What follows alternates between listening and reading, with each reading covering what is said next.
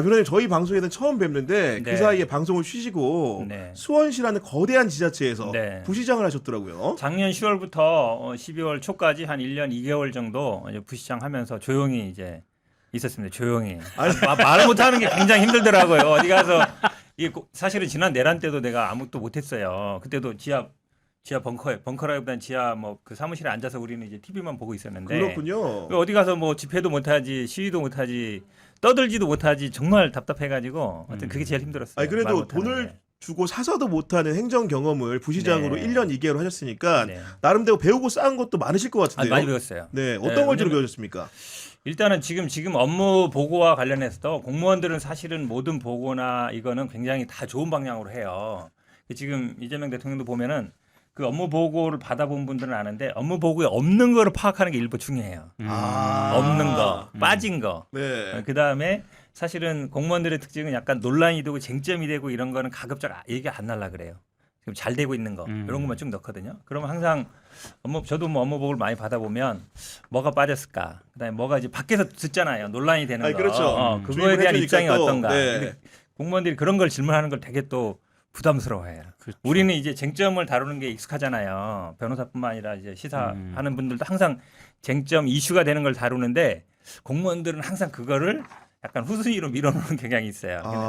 그런 거를 사실 많이 배웠죠. 이번에 그러면 이재명 대통령이 하는 업무 보고 오시면서도 나랑 스타일 비슷하다 이런 느낌 많이 받으셨습니까? 사실은 이재명 대통령하고 제가 일은 직접 안 해봤는데 대선 캠프에서 이제 방송 토론 팀에서는 같이 해봤거든요. 그분은 보면은 막 한 200~300페이지 되는 것도 그 차 타고 다니면서 다 보고 오시는 분이에요. 전부 다? 전부 다 읽고 와요. 그러면 사실은 질문을 할 때 굉장히 날카롭게 질문해요. 한마디 딱 질문하는데 굉장히 어려운 질문을 한단 말이에요. 쉬운 질문 안 하고. 보통 우리가 보고서 다 안 보고 올 걸 생각하잖아요. 네. 보통 사람들은 보고서 내용 보고 그 중에 거 물어보는데 안 그래요. 보고서는 이미 다 알고 왔고 그 중에 이제 누락된 거나 빠진 거나 아니면 좀 이상한 거나 이런 거 물어보거든요.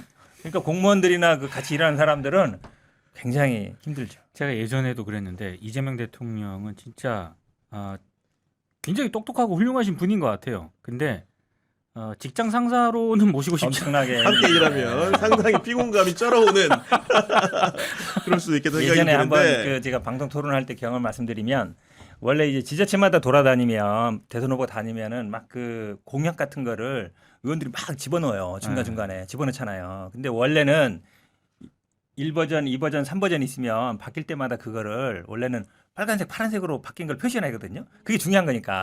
뭐 추진 예정이든 아니면 뭐 추진 확정이든 뭐 이런 단어가 중요하잖아요. 근데 그렇게 또 안 해요. 복사하면서 없다는 핑계로 칼라로 안 된다는 핑계로 흑백으로 그냥 해요. 그러면은 한 200~300페이지 되는데 그중에 바뀐 게 있잖아요. 당연하겠죠. 버전 넘어가면서 중간중간에 의원들이 그 지역 공약을 넣는단 말이에요. 그럼 그게 색깔로 바꿔놓으면 보기 쉽게 찾는데 안 그러면 못 찾거든요. 야, 그런 거 귀신같이 찾아요. 야, 200~300페이지 막 네. 3~4페이지 되는데 막 왜냐면 계속 업데이트 하면 계속 들어가거든요. 그럼 이제 그 나중에 지역에 가서 공약 발표할 때는 막 이만해져요. 그럼 그 중간에 막 집어넣는단 말이에요. 그런 거를 막 그러면 이게 일단은 후보가 받아서 이렇게 해버리면 보도자료 막 나가버리거든요. 보도자료 나가면 이제 마치 그 지역 의원들은 이게 확정된 것처럼 막 하는데 설명을 하겠죠. 그렇죠. 네. 그런데 거기서 이제 그거 아닌데 딱 바로 지적할 정도로 굉장히 아니 제가 날카로워요. 놀란 게 업무 네. 보고 와중에 하다가 뭐 기사 보고 뭐 이랬다는 것도 아니에요. 보니까 어디서 댓글 보고 이런 내용이 있던데 얘기할 정도니까 그렇죠. 얼마나 평소에 이것저것 많이 본다는 뜻이겠습니까? 그러니까 사실 뭐 잠을 안 잔다는 그런 얘기도 있고. 야, 아무튼 간에 이번 업무 보고 같은 경우에는 많은 분들이 보면서 이재명 대통령이 어떻게 국정 운영을 하는구나 이런 인식을 굉장히 하게 되는 계기였다 이런 생각이 좀 드는 것이고, 그리고 이제 좀 화제를 좀 바꿔가지고 그 청와대로 이제 대통령실이 용산시대를 마치고 이제 이전을 좀 하게 됐는데, 우리 또 청와대 하면 박지원 의원님 아니십니까? 오래 계셨죠 거기에. 그립습니다. 왜 그리우세요? 왜 도대체? 어떤 게 그리우신 거예요? 아니 그 멀쩡한 청와대 두고 점쟁이들한테 속아가지고 용산으로 가서 얼마나 많은 국민의 혈세를 또 관저 그렇죠. 어떤 짓을 했어요. 그렇기 때문에 계엄이 군인들하고 밤낮 둘러싸여 있으니까 술 좋아하니까 현역 군인들을 불러다가 계엄하자는 했다는 거 아니에요. 그런데 청와대는 우선 그 요새 같이 잘 시설이 돼 있어요. 그렇죠. 네. 그런데 저는 또 거리 이사 가면서 벙커 같은 것을 작업을 했을 건데 얼마나 많은 내 돈이 들어갔는가 윤석열 죽이고 혈세가. 싶어요. 그래서 청와대가 좋아요. 네. 아니 뭐 약간 좀 이렇게 그 맞물려 있는 얘기일 수도 있고 아닐 수도 있는데 그 수원시에 이제 1년 2개월 근무하셨잖아요. 예. 수원시 청사는 비교적 새로 지은 거잖아요. 그렇죠. 그 예. 업무 공간이 좀 어떤 식으로 좀 어떻게 돼 있습니까? 아니 뭐 옛날 건물이 있고 새 건물이 있는데 옛날 네. 건물 밑에 보통 뭐 벙커라고 할 수는 없고 그냥 뭐 CCTV 쫙 있고 뭐 이런 건 있죠. 네. 근데 저는 사실은 청와대 돌아가면서 예전부터 좀 걱정됐던 게 이게 사실은 예전에는 말씀처럼 뭐 보안이라든지 방어가 잘 돼 있었는데 이게 오픈돼 있었잖아요. 오픈돼 있다가 다시 들어가는 거잖아요. 맞아요. 네. 그러면 이제 예전에 이제 국방부에 들어갔을 때도 뭐 미군이 뭐 도청을 한다는 둥 어떤 둥 우리가 항상 뭐 미군이라는 게 미군뿐만 아니라 뭐 북한이나 러시아나 뭐 중국이나 누구나, 다 네. 이게 때문에 이게 누구나 들어갔던 음. 데라서 이제 그런 게 조금 걱정되긴 해요. 그런 보안 시설이나 이런 게 완벽하게 또 재개될 거. 아, 그 여러 가지 이제 도청 우려라든가 등등의 그렇죠. 문제로. 예. 왜냐면 일반인들이 막 왔다 갔다 했잖아요. 일반인들이 그러니까 그동안 사실 막혀있던 공간이었는데 물론 다 알아서 뭐 점검을 하겠지만 그런 게 저는 조금 걱정스럽긴 해요. 그러니까 이재명 대통령은 지금 여민관에서 삼실장과 함께 가까이서 이제 1분 내에 즉시 보고를 받을 수 있는 시스템을 만들어서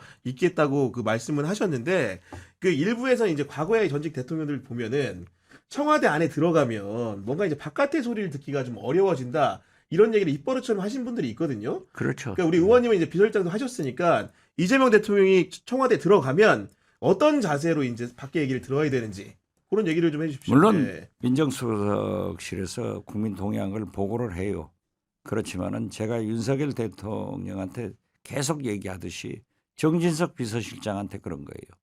조선일보도 좋으니까 윤석열이 하루에 10분만 읽어라. 신문을 읽도록 해라. 음. 그리고 9시 뉴스 KBS 30분만 보게 해라. 그러면 민심이 다 파악돼요. 그런데 이제 대통령들이 대개 보면은 청와대로 들어가면 6개월 후면 바보가 돼. 그러니까 비서들이 보고해 주는 대로 가는데 그래서 대통령한테 잘못 보여도 살아남지만은 비서한테 잘못 보이면 죽는다. 아, 그렇게 그렇죠. 예. 영향력이 세지는 거예요. 그렇지만은 제가 보면 김대중 대통령은 특히 경향신문은 전면을 다 탐독했습니다. 오. 그래서 다른 신문은 이제 파일로 보고 또 밤에 8시, 9시 뉴스를 철저히 시청했기 다 보시고. 때문에 언론을 보고 민심을 파악하면서 그렇기 때문에 비서실에서도 잘못된 보고를 조작된 보고를 올릴 수가 없어요.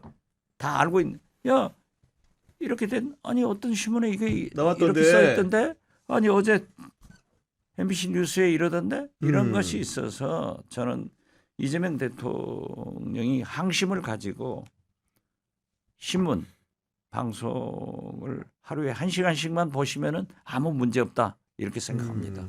근데 이재명 대통령은 사실 여론 파악하는 거는 저도 이제 아주 전에 뛰어나죠. 들어봤지만 어느 정도로 뛰어난 아주 겁니까? 뛰어나죠. 예. 왜냐하면 뭐 모든 기사뿐만 아니라 아까 뭐 댓글 얘기도 하셨지만 중요한 뭐 유튜브라든지 이런 것들도 다 보시는 분이래요. 네. 다 보시죠. 다 직접 보시는 분이라 예전에 저도 이렇게 다니시 보면은 그 막 바쁜 시간에도 기사 신문 오가면서? 기사도 보시고 사람들 보내주는 무슨 이렇게 메시지 있잖아요. 그거 다 보셔요. 다 보시고 또 거기서 또 아이디어 넣고 이런 분이라 제가 보기엔 말씀하신 것처럼 뭐 우리 레거시 미디어라는 것뿐만 아니라 요즘은 이제 뭐 이런 유튜브라든지 아니면 댓글이라든지 아니면 뭐 그런 페이스북 그런지 다 보시거든요. 그런 데는 제가 보기에 아마 여론의 민감성은 지금 정치인 중에는 누구도 따라갈 사람이 없다고 봐요. 그리고 대통령실이 어련히 알아서 잘 준비했을 것 같긴 한데 제가 하나 걱정되는 건 뭐냐면은 예전에 윤석열이 하도 이제 서초동 아크로비스타에서 그 대통령 관저 이렇게 다 할 때까지 시끄럽게 출퇴근을 했잖아요. 그러면서 많은 분들이 피해를 봤잖아요, 실제로. 근데 관저가 지금 청와대가 완비가 안 된 상황이다 보니까 용산에서 청와대까지 왔다 갔다 해야 될 거 아닙니까? 한남동에서 근데 그 문제를 어떻게 그게 준비했을까? 그냥 문제인데 예. 제가 전 경호실장을 윤석열 대통령이 그렇게 갔을 때 전 세계 왕이나 대통령이나 국가 원수가 출퇴근하는 곳은 대한민국밖에 없었어요. 그런데 이 서울시에서 출퇴근하는데 교통 흐름을 잡는 데는 4시간 걸린답니다. 그래가지고 아침에 출근하고 그러니까. 저녁에 퇴근하면 아이고. 8시간의 교통 통제가 어디에선가 이루어져야 흐름이 잡힌단 네. 말이에요. 그래서 저는 빨리 옮겨야 된다. 예, 청와대 관절을 빨리 수리해서 빨리 옮기시는 것이 대통령님께도 좋고 서울 시민들에게도 국민들에게도 편안하게 한다. 근데 저는 그 말씀드려요. 관저가 뭐 어떻게 훼손이 됐는지 모르겠습니다만 훼손 상태가 좀 심각해가지고 더 오래 걸린다라고 하니까요. 이제 거기 구경하는 사람들이 대통령 침실이나 뭐 회의실이나 식당이나 다 가서 봤으니까 그러겠죠. 헬기 그리고 타고 가면 안 돼요? 한남동에서 헬기 아까 타고 말씀했지만은 어떤 사람들이 들어가서 무슨 장치를 했는지 그러니까요. 모르잖아요. 네. 그러니까요. 네. 철저히 해야 그게 제일 돼요. 걱정되죠. 그러니까 뭐 아마도 그 대통령실에서 가장 사람들 이동이 적은 시간대를 여러 경로로 파악을 했을 것 같고 그런 출퇴근 시간대 중에서 가장 이렇게 해가 안 끼치는 방향으로 할 것 같긴 한데 아마도 이동하는 동안에 뭐 이 온갖 사람들이 또 따라붙을 수도 있고 기타 등등의 문제들이 또 있을 수 있기 때문에 그런 부분들 우려하시는 분들 좀 일을 있더라고요. 열심히 하시는 분이라서 아마 아침 일찍 가고 저녁에 늦게 오실 거예요. 남들 출근 안 하는 새벽에 가고 남들 다 잠자는 일 시간에 열심히 집에 하시는 온다. 분이라 네. 원래 뭐 알겠습니다. 믿어보도록 하겠습니다.